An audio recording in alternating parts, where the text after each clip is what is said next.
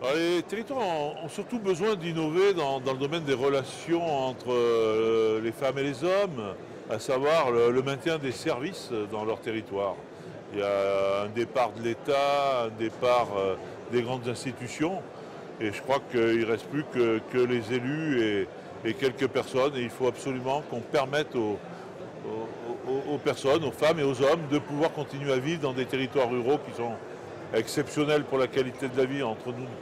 Pour de l'innovation, je crois qu'il faut d'abord faire confiance à ceux qui vivent sur les territoires, c'est-à-dire aux élus, qu'ils soient des élus municipaux ou de l'interco, puisque de plus en plus l'interco fonctionne avec les communes, qui fonctionnent très bien eux avec les associations et qui sont les mieux placés en termes de proximité pour connaître les besoins de leur territoire. D'abord à eux, et c'est ensuite les accompagner, les aider, répondre à leurs projets, mais faisons-leur d'abord confiance. Et ne leur mettons pas des machines infernales pour monter des projets qui n'aboutissent jamais. L'Europe ou l'État définissent des priorités. Par exemple, les priorités actuelles, c'est l'irrigation du territoire par le très haut débit. Je pense que c'est important. Après, il y a les usages du très haut débit. Et là, je fais confiance aussi à l'ensemble des opérateurs qui vont essayer de répondre aux besoins. Les besoins sont déterminés, définis par les acteurs territoriaux. Après, il y a la mise en produit. À partir du moment où l'État et l'Europe auront fait leur action, leur devoir de desserte. Pour les usages, j'ai pas d'inquiétude. Alors en prenant l'exemple de l'Ille-et-Vilaine et de mon territoire, qui est un territoire périurbain, donc entre la ville et la campagne, nous avons deux domaines qui nous semblent à privilégier.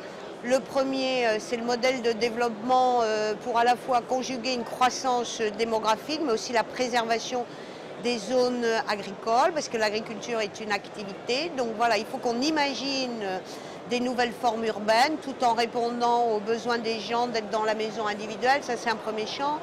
Et le deuxième champ, quand on est en territoire rural ou périurbain à côté d'une grande ville, il faut pouvoir assurer son développement économique, et on ne peut le faire que si on arrive à trouver une thématique d'activité économique qui va faire que les gens vont venir chez nous parce qu'on va les intéresser, parce qu'on sera différent.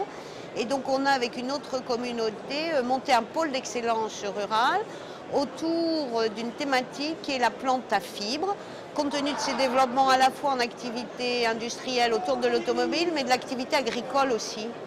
Alors moi je pense que l'innovation, et comme beaucoup de choses, réussit si on a des partenariats efficaces.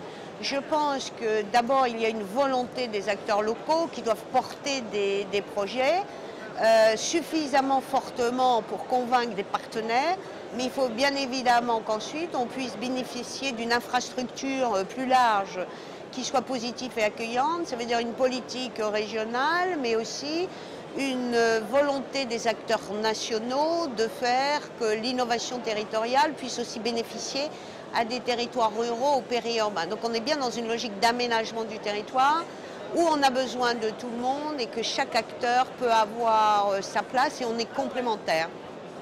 Probablement, une des choses que pourrait nous apporter l'Internet dans les prochaines années par rapport à l'innovation territoriale, c'est que peut-être qu'il pourrait nous permettre de réinventer cette vieille histoire des bonnes pratiques, des bases de données, de cas, qui sont restés quelque chose d'un peu statique, c'est qu'on a l'impression de relire les mêmes exemples qu'il y a 10 ans.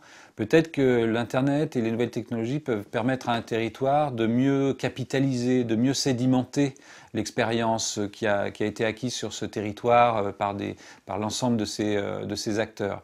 Mais ça va demander de bloguer le territoire, de faire qu'il y ait une narration, une publication continue de ce qui se fait sur ce territoire. Et c'est là où on va avoir besoin d'utiliser les réseaux sociaux, d'utiliser le podcast et les vidéos sur Internet, bref, d'utiliser autrement ces outils pour vraiment créer le territoire apprenant.